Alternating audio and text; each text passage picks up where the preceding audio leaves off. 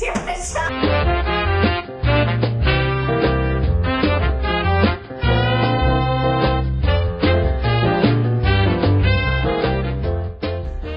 Hey everybody, welcome to another episode of Feminist in the Kitchen. Today we're going to be making Moroccan chickpea soup. Only I'm not actually going to be making this soup. I'm going to have two special guest stars who you usually see in the background of my shows actually cook, and they're going to get put to work. Today we're going to be talking about privilege and oppression. So what I'm going to have them do is there are two different workstations here. One workstation on this side will represent privilege, while this side will represent oppression. And we're going to be talking about how privilege and oppression interacts in the kitchen. Alright, so Abby and Mal are going to be helping me out. They are going to pick a card, and that card will tell them whether or not they're privileged or oppressed. And in this episode, I'm acting as the institution. So I'm your school, laws, your family, and I get to make up the rules for this show. So, yay. Alright, which one of you wants to pick? Me. Okay. You cheated. Yeah! So, Abby will be acting as privilege, and privilege is a right or an immunity or a benefit enjoyed by a person or a group beyond the advantages of most. So, it's an unearned privilege that a dominant group has over a marginalized group, and in this situation, now you're oppressed. I'm sorry.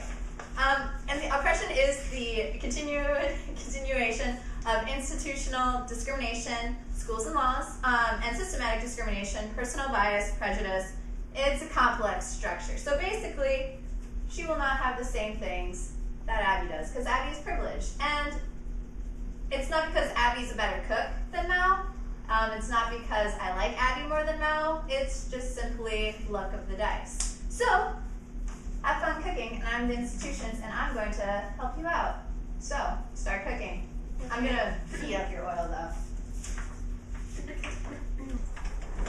So not only does Mal have to do her own soup, but she has to do Abby's soup, too. It's because you put her on the small burner. Oh, well, that's true, too. Like, mine's done. You also had less veggies, so yours took less time. It's pretty close. Look at this burning. True. So, Abby did have more veggies. Mine's not doing anything. Well, should we switch burners?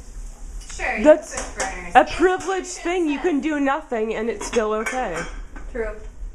Don't burn me. I'm not going to. I was...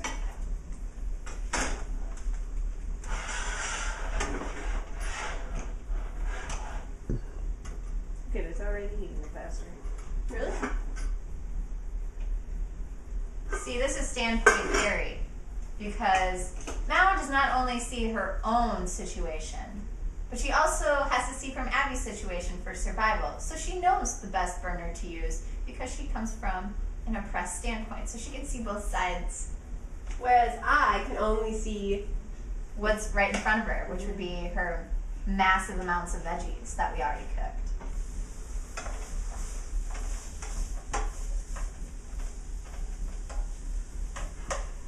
So, yeah. So a key aspect of privilege is due to that its unearned nature. Those who have privilege often don't realize they have it. In other words, they don't see access to opportunities being a member of a dominant group affords them. For example, because I'm white, I can assume that wherever I go, there'll be people like me. When I do something stupid or something discouraging, I can't think of anything. Like if I chew with my mouth open, it doesn't mean that all white people chew with their mouth open. However, if I was a person of color and I was seen doing things that the society might not find appropriate, it is seen as a disgrace to their whole class, unlike me, who I can just do whatever I want, because I have privilege being white. However, I'm oppressed because I'm a woman, and I also am bi, so there's that going for me. So a lot of times people are both privileged and oppressed at the same time. But for this demonstration, Abby's totally privileged and Mal's totally not, so. Mal knows more though. Mal does know more because of standpoint theory. However, how do you use that, Mal? Just because you know more, does it help you in the long scheme of things as an oppressed individual? No. Why not? Because because as the oppressed, it's really hard for me to get everything that I need. Oh, yeah. And why can't you just have everything that you need? in this situation? Because I don't have the resources for it, because I wasn't given everything that... Well, why don't you just raise yourself up by your bootstraps? Because that doesn't work. Why not? Why couldn't you have just gone out and get whatever you wanted? Because I don't have a car. Okay, but for the purposes of this experience. But that does work. Yeah. I would say something about the institution. That's the law. That's kind of how it is. Yeah, like as the institution, I make up the rules. I say how things are supposed to be, and you just have to follow my rules. And it's really hard to change the institutions without working at a grassroots level and talking about why the myth of meritocracy, which is the idea that everyone has equal access, and if they just try really, really hard, they can make it to the top of the pyramid. However, we know that that's not really the case, because a lot of people on the top of the pyramid are old white rich dudes who are straight. So people can try and do their really best and work really hard, but if they're not granted the same access as everybody else, it's going to be really hard for them to reach the top of the pyramid of the social ladder.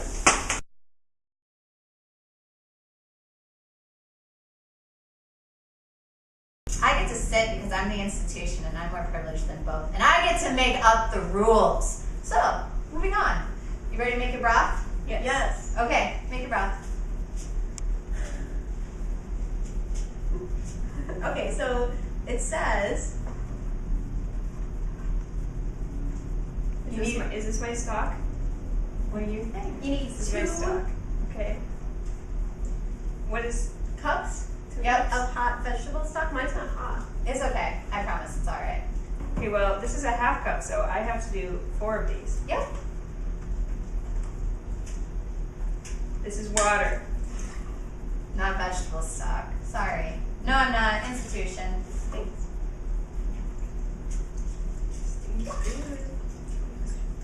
I think that was 2. It's fine. I think that was 3. Oh.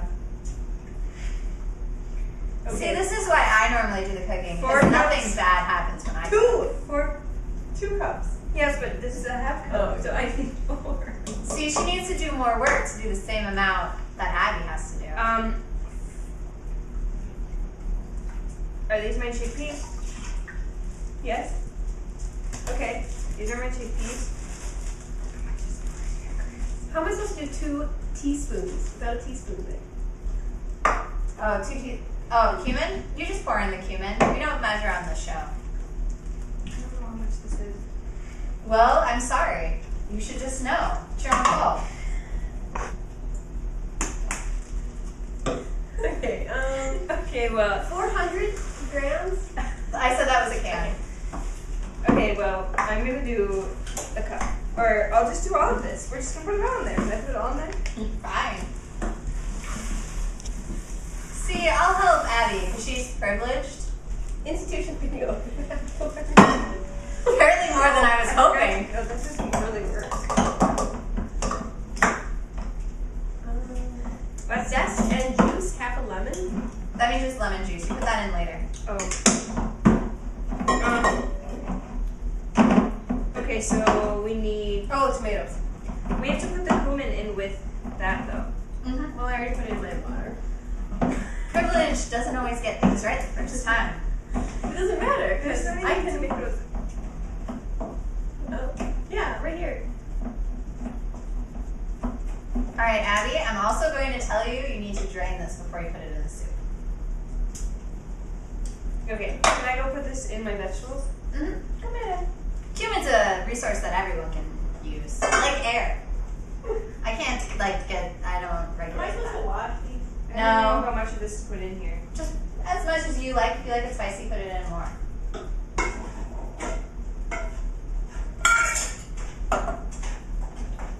Good.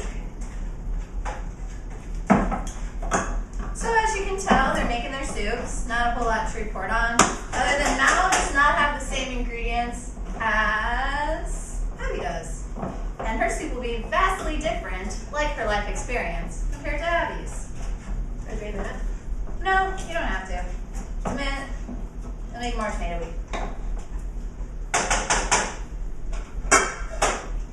Be careful and don't cut yourself on the show.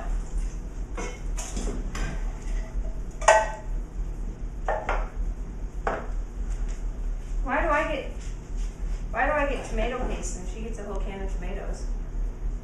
Because Abby's privileged. That's just something that she gets naturally. Like, she'll have a better access to a university, healthcare. She'll get things, other privileged things. I'm just trying to think of anything from Peggy McIntosh's. I can go anywhere and get my hair cut by someone who knows how to cut my hair. Oh, that's true, yeah. What else is on that list? Band-aids. Oh, yeah, we talked about that last week. Oh yeah. There's like 100 things on there. Why can't we remember that? Oh, you won't be denied housing based on the color of your skin or your sexuality. That's disgusting. Now what? Well, she's not done yet. We're waiting for her. It takes me longer because I don't have as many advantages as you. It's true.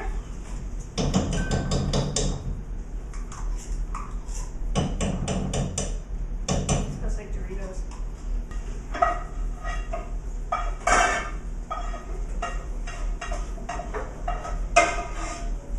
Oh, it really does smell like Doritos over here. Thank you very much. Oppressed person. Not that we should joke about oppression. It's a really serious issue. And the fact that some people get privileges that other people do not have based on things that they can't control, such as skin color, sexuality, is a really big problem. Woo! That was laundry. Yeah. So right now they're adding all their ingredients into their soup. It'll cook on the stove for 10 minutes. On high or what? On high. Needs to boil. So, what are you thinking so far, Abby? How easy is it for you to make your soup? Pretty easy. Even if I don't know what I'm doing, I can just have someone else do it for me. Pretty much. Institutions are here to help. How's it going now? We have to add this still. Yeah. Oh. Can I add this now? No. No, you have to wait. Apparently, privileged people, because they're privileged, don't want to read the directions to how to make the soup, even if the institution hands it to them right now. Or has handed it. It's been on this table this whole time. I don't think Abby actually knows what she's doing in this situation, despite all the help that the institutions are giving her. But that's okay. Even Mao is helping. Even the oppressed individual is helping. But she just put in stuff that wasn't even needed in her soup, but that's okay. It's alright, Abby. This is why I will do the cooking on this next episode, but I thought the best way to talk about privilege and oppression was for you to see it firsthand through cooking, because that's what we do on the show. We cook and we explain things in feminism, which is why it's called Feminism in the Kitchen. I thought it was feminist. Oh yeah, it's feminist. Is it? Yeah. So. Hello. So the lentils are taking way longer to cook and we're all really hungry, so we're just going to say the oppressed soup did not turn out well. As you can imagine, because we didn't hold it up to the same standards as the privileged soup, and she didn't even have all the same ingredients. So with that, we're going to tune in to Abby and see how a privileged person can be an ally to an oppressed person. Well, I can share my resources with Mao, right? Yeah. And I can talk to the institution and try to get some things changed so that there's more equality. Okay. How are you going to do that? Through lobbying and protests. Okay. So why don't you talk to me? So, I really think it's not fair that you're not letting us use the same ingredients. I mean, I have all sorts of these ingredients left over. Is it okay if I share with Mao? Well, it's too late now because we already made the soup, but next time, that's a good idea. Okay. Mao, is that okay with you? I think we could work together. Yeah. It's also important that the oppressed has their own say in this, and that they're the leaders of their own lives, and that the privileged person is not just stepping in telling the oppressed what to do. So it's always important to ask what the oppressed person would want. And I don't know, I think that's all I have for this week's episode. What we're going to do is we are going to cut to us eating this delicious soup. And by delicious soup, I mean the privileged soup. I mean, the oppressed soup probably isn't that bad, but it's taking too long to cook. So, soup time!